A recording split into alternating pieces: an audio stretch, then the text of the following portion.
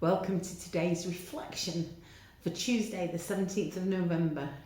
Today's reading is from Psalm 48. Great is the Lord and most worthy of praise in the city of our God, his holy mountain.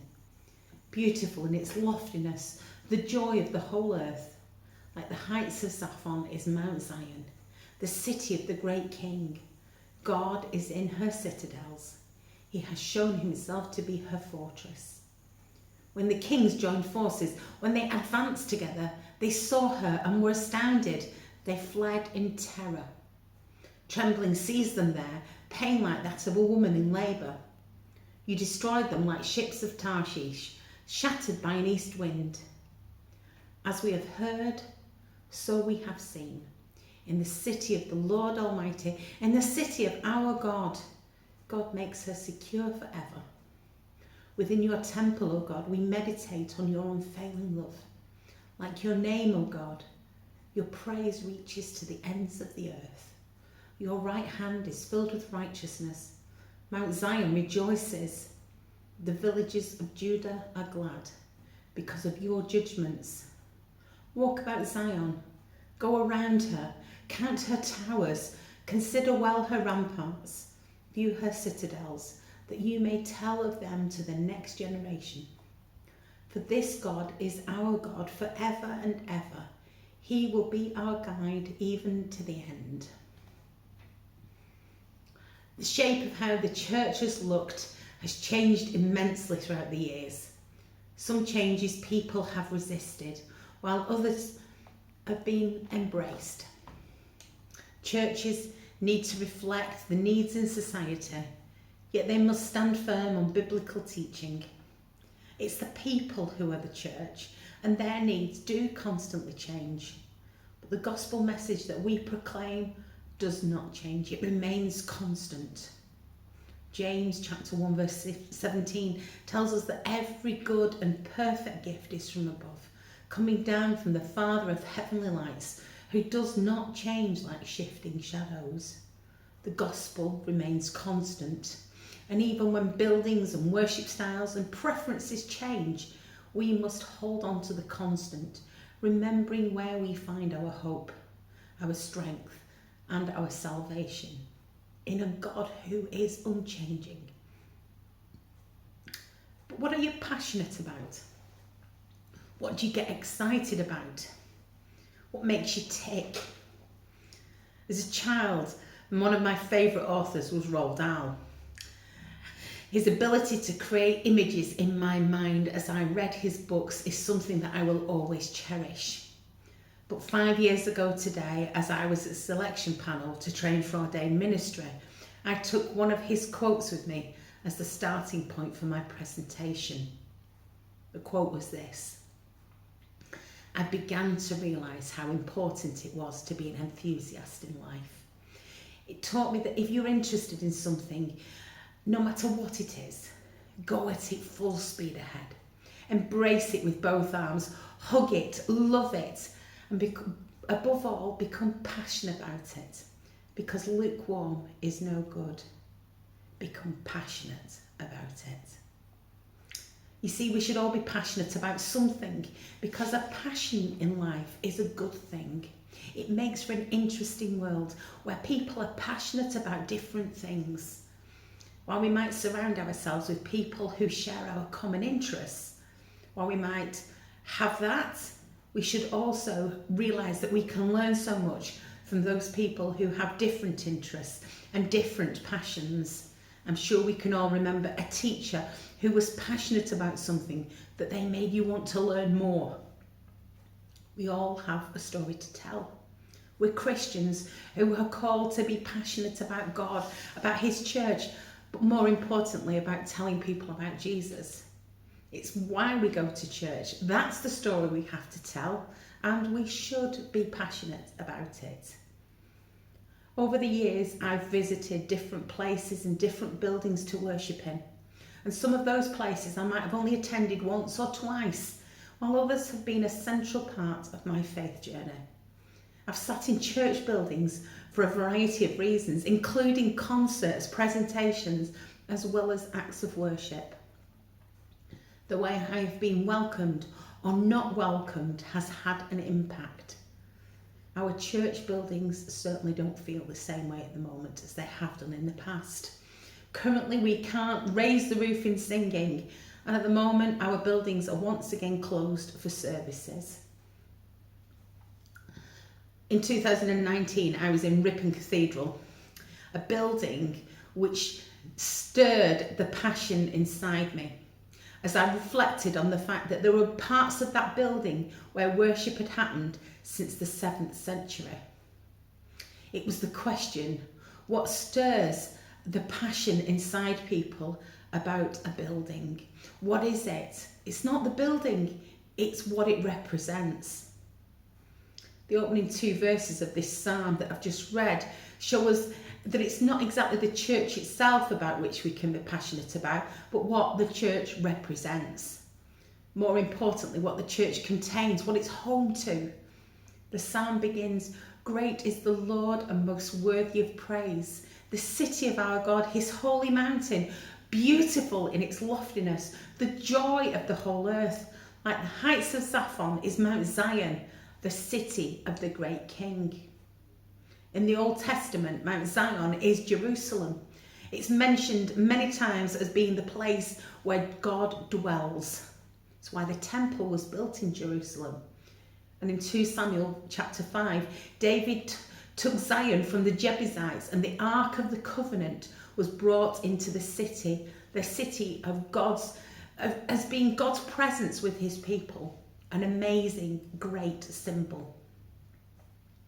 In 1 Kings chapter 8, Solomon moved the ark into the temple, and that became the home of God, where his people then gathered to worship and celebrate their faith together throughout the many generations. And here in Psalm 48, Jerusalem is described as the city of the great King. Not King David, but God the King, who rules over the earth. And we know that even today, Jerusalem is the focus of the Jewish faith, and that's why it still has such religious and political importance to the Jewish people. But there's also a sense in which Jerusalem, or Mount Zion as it's called here in this psalm, acts as a metaphor of something so much greater to come. Throughout the Bible, Jerusalem becomes this metaphor for God's presence with his people. And God's presence with his people eventually became fully realised in the incarnation of Jesus on that very first Christmas. The Word became flesh, Emmanuel, God with us. The hope of Jerusalem and all it stood for came in the form of a baby who grew into a man whose life, his death, and ultimately resurrection changed the world. Mount Zion is described as beautiful. The beauty that comes from the fact that God is present and dwells there. Jerusalem, not just the church, but the new Jerusalem. We should be passionate about the church, not just because of the hymns and the sermons or the pews or the liturgy, but because the symbol is there of being the dwelling place of God. Church, in a metaphorical sense, is where God dwells among his people. The focus of all that we do, all that we say, all that we sing. Our passion for the church is actually a passion for worshipping and serving God in whatever place. And at the moment we're back to worshipping in our homes. And actually we are still the church. We are still representing that city of Zion. It's why so many people struggled when our buildings were forced to close for the first time, and why they struggled again on the second lockdown. Because the building represents something that they feel passionate about. How churches look and change from place to place, from generation to generation, is because of how we do things, how the building looks, how the styles of worship changes. But God's presence with us, that's constant. And it's the constancy of God's presence, not a personal preference for how we do things. It's that stirs up our passion for the church. While we're fortunate not to be persecuted for our faith, we do fight a spiritual battle.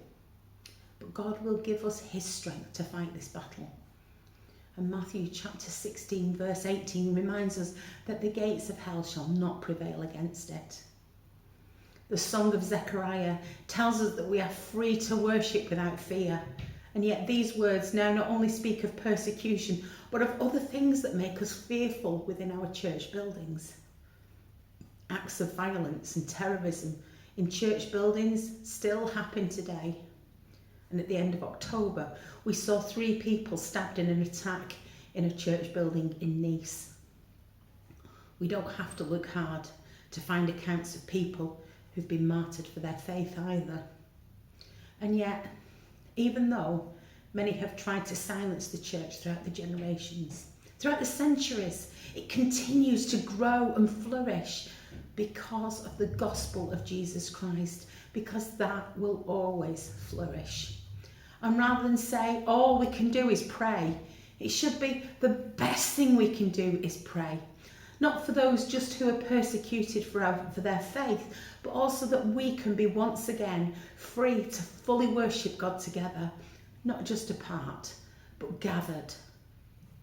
If we're passionate, then we should be joyful. And the psalm echoes these shouts of joy, joy that's found in God. Your praise reaches to the ends of the earth. So when we consider something that we feel passionate about, when we can remember that we can worship without fear, how could we not be joyful? Church is not something that we participate in. It's not just something there. It is the something. It's not just a spectator sport. It is something we participate fully in. It's something that we engage in. And while we might feel as though there are some things in church that we cannot do, and we might feel we're unable to do some things, we can still respond to what God is calling us to do. We can still tell others about the difference that Jesus makes in our life.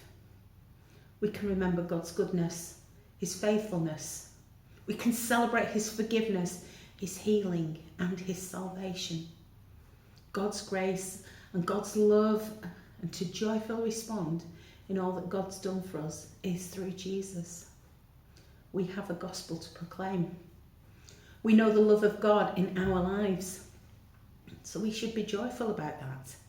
We should be joyful and passionate about sharing our experience with others so that they can come to know the love of God for themselves too.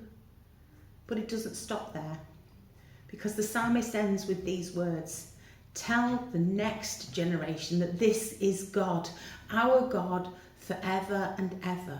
He will guide us forever. That's not just the end goal of what we're working towards. The end goal of our purpose as a church is wrapped up in this final instruction from Psalm 48, to tell the next generation. That's what we're here for. That's what we must do. The church and the people who are part of it have been described often as a relay race where one generation passes the faith on to the next. And while some people may have described it that way, others have described it as a legacy in which we trust that we can pass it on to the next generation. If we're passionate about sharing this message of hope in the church, then we have to keep our eyes fixed on Jesus. Even when we're experiencing hardship or persecution, we can't stop ourselves from sharing this life-changing story, because this is what Jesus has done for us, not just for today, but forever. Amen.